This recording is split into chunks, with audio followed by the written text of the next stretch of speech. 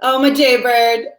She has been my Kundalini yoga teacher for a long time. And we both actually resided in White Rock together. And then she moved to the island, and I followed suit quite not long after because I was missing her, obviously.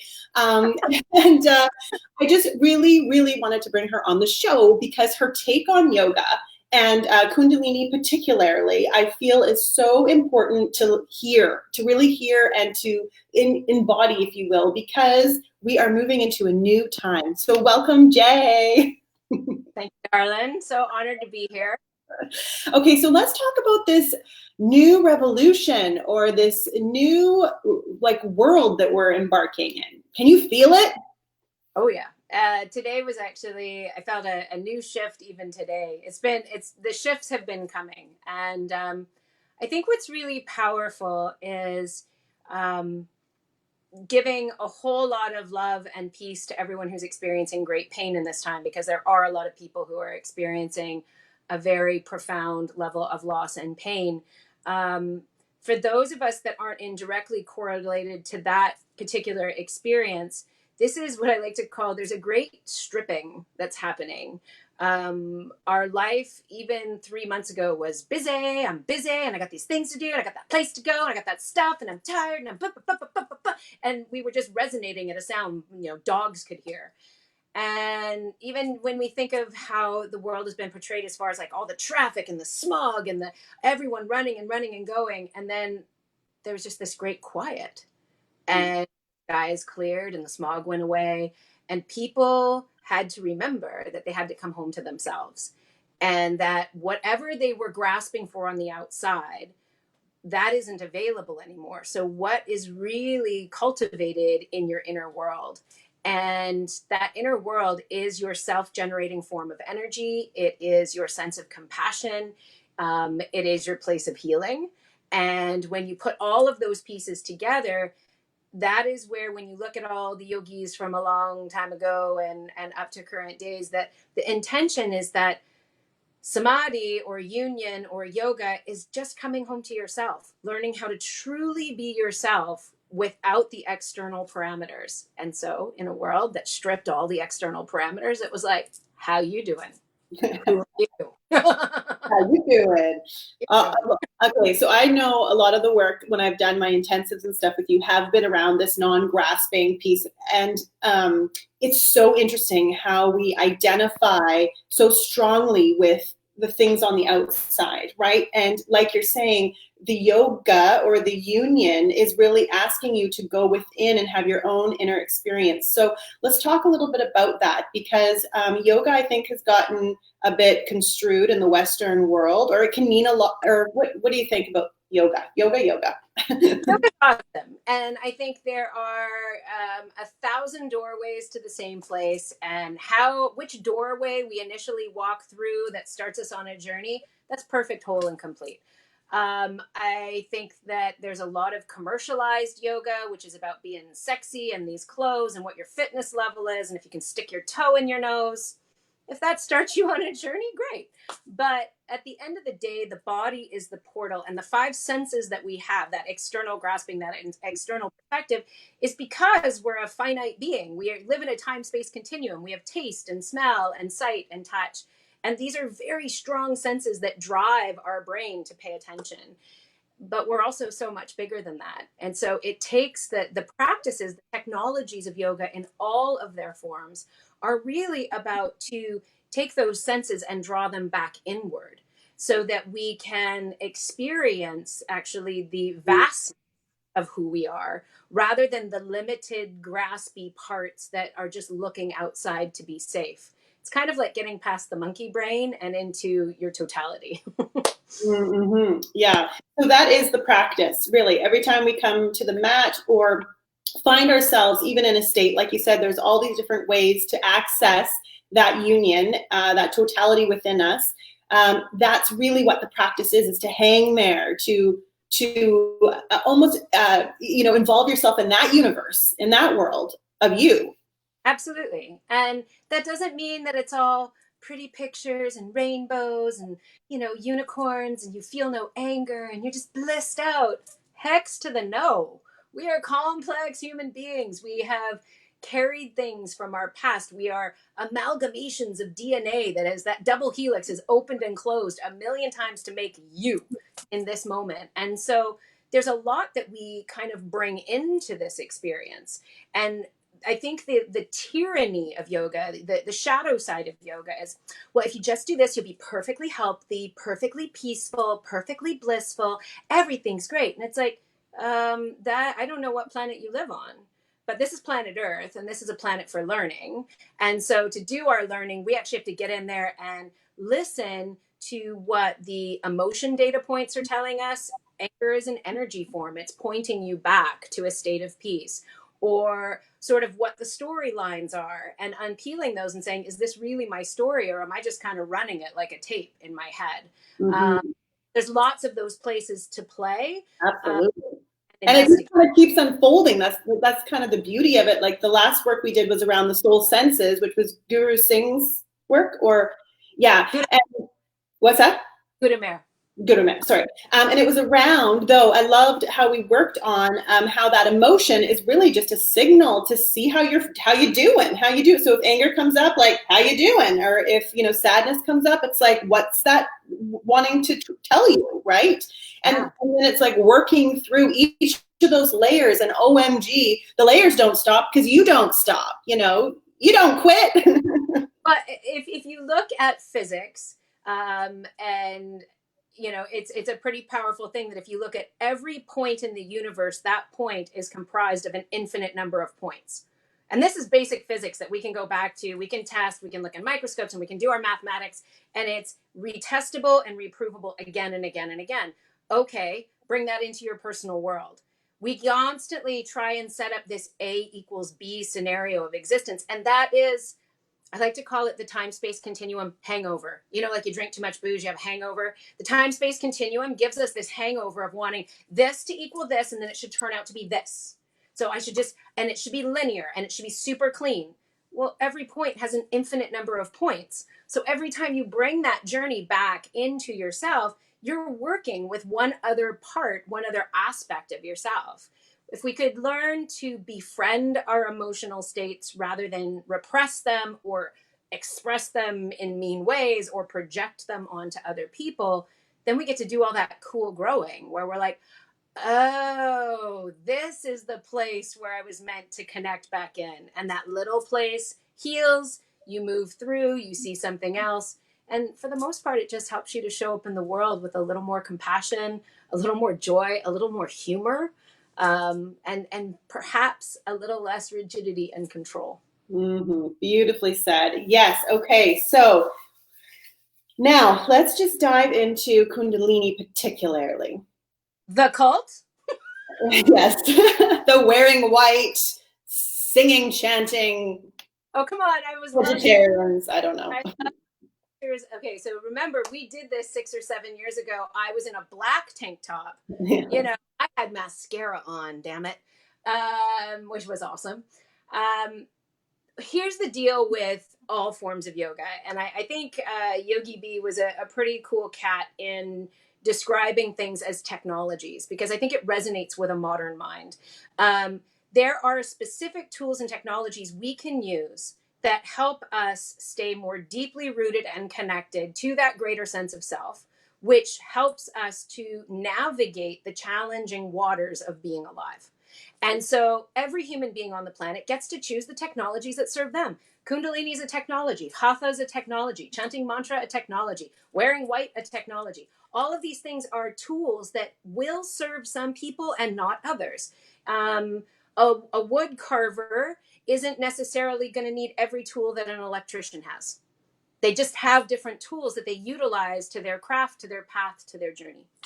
So Kundalini Yoga, I was a very happy vinyasa-based sort of yogi. I was teaching Hatha and power vinyasa-based yoga programs. And then I kind of got really deeply immersed in the Kundalini pool. And it was like, some things I super appreciated about it. It has a better understanding, I think, in our modern world of the sensory system. Close your eyes. Stop looking at your friends' Lululemon pants in your yoga class. Like in Kundalini, we do everything with our eyes shut. You're not checking out someone else. There's no competing, comparing, complaining. All of the tantrum you're going to have is with yourself because you're in. And the use and the acceleration, I think, of the nervous system and the endocrine system. What does that mean? Rather than, and I teach Hatha, I love Hatha. It's a beautiful practice. Hatha uses that musculoskeletal system, that pranic life force to balance the polarities and sort of bring us back to our center. Kundalini yoga is the yoga of awareness. It is like we will activate the nervous system, the endocrine system, the totality of who you are and say, wake up. Like, where are you right now? There is no hiding from it. And so it balances challenge and surrender, as all yogas do, but it's a little bit different. It's not a challenge of be in a headstand or, get your foot up over your head, but it might be doing something as simple as opening and closing your hand like this For 3 minutes. For 3 minutes. And all of a sudden, with your arms maybe at 60 degrees. And then people are like, I hate you. I hate life. How come this is so hard? And this is what we call the supervised temper tantrum. And the supervised temper tantrum allows you to clear all of this energetic force that you bring every time challenge arises. And it lets you get really super clear on how you react versus respond, and which one is sort of being the leader at the moment, that reactive, and that's okay. It's there. We get to move it away. And then what's the response that's under it? And when you've practiced Kundalini yoga for a long time, you get to then sort of stay longer and longer with your responses and gain bigger and bigger insights and awareness to how you're moving in the world. Mm-hmm. I think when people come, they just feel this, things get unloaded. They just get rid of stuff and it's great. And then over a time, it's a perspective builder. It's a life force manager. Love it. It's a lifeline? Is that what you said? No, it's a life hack. Kundalini yoga. Oh, God. I was going to say the reason I fell in love was because I loved that there was music involved. Like the music was a part of the experience. I loved that we bought stereo. With Suttonbrown on the side, you gotta love it. And I love the chanting because it's a very cool experience to reverberate sort of those that vibration sort of like in your body, and then also having that resonance with the rest of the class. You can get really lost in it, not lost, but really like tuned in, with that. And then I loved the challenge of the positions. They weren't your typical traditional sort of like Hatha moves of a warrior and down dog per se, but they're intricate. They're moving. You're always kind of sometimes moving a lot in them, right? A pattern for a while. So again, you can kind of lose yourself in the music and the moment. And I sound like Eminem at the moment. But yeah, that's kind of why I loved it so much. And yes, my adult temper tantrums came out like first it was all the sadness. I really got to offload all of my hurt and all of my sadness around, not being seen or heard or recognized. And then the second layer was the anger that was sort of like underneath all of that. And then now, because just a few years ago, I was really, I was like, what's the point of the universe? And like, why am I here? And so I've been able to sort of really shine your light, and you do a great job. Thanks, girl. But I found some solace in that and some neutrality, which is really beautiful because it doesn't take me into these anxiety states of being. I've enjoyed the journey. So before there's something I wanted to ask you, but before I do, Kim has said here she's interested in this, but she's heard this Kundalini rising, this energy rising can be dangerous. Oh, it's so great to have a practice that came to the West in the 60s. Here's my perspective on it. I'll give you a little historical clip, but the true perspective is this. Your mind, body, emotion complex will not release or open more than you are ready at any given time. When they talked about things being dangerous, Yogi Bhajan was really into getting who were in the counterculture in the 1960s and 70s to figure out that they could have these expansive and accelerated experiences without LSD, mushrooms, and other such things. But he brought a lot of these people in who may have done LSD yesterday. So some people felt a little well overdone, but it had a lot more to do with the drugs that were in the system at that time. I've been a practitioner for, what I'm not going to say, because, you know, I'm leaning back here. There go the wrinkles. Perfect. Time in all of the people that I've met, I have never had anyone feel that they were out of control, that Kundalini rising exploded their brains or made their eyes melt out. There is some heavy place for release. However, each person does that in their own way. Some people open this much and they let a little bit out, and then that feels safe, and then they can make that doorway open. Some people are just ready and they're like, and it's a big moment, and then they continue. But it's not psychosis. It's not any of those. It's not tripping out. It's not going to an altered universe. It's very much you experiencing you, and you knowing you were, this is my other two favorite words. The entire purpose of Kundalini Yoga is the practice and the art of self-mentorship and self-initiation. And so, you know, within yourself, when you listen and you attune to those places, you know how much you're ready for at each time. And yes, there is a part of fear that always shows up and yells a little bit louder than what you're ready for. You're not ready. You're not ready. You're not ready. And you just take it one more inch and you're like, ha, listen here, Mr. Fear. Do you like the puppet show I've all of a sudden created with my hands? Listen here, Mr. Fear. I just did an inch. And you start to trust that this fear resonation is something to be explored, befriended, and given compassion instead of listened to as the dictator of your universe, which leads to grasping and fearing and anxiety and depression.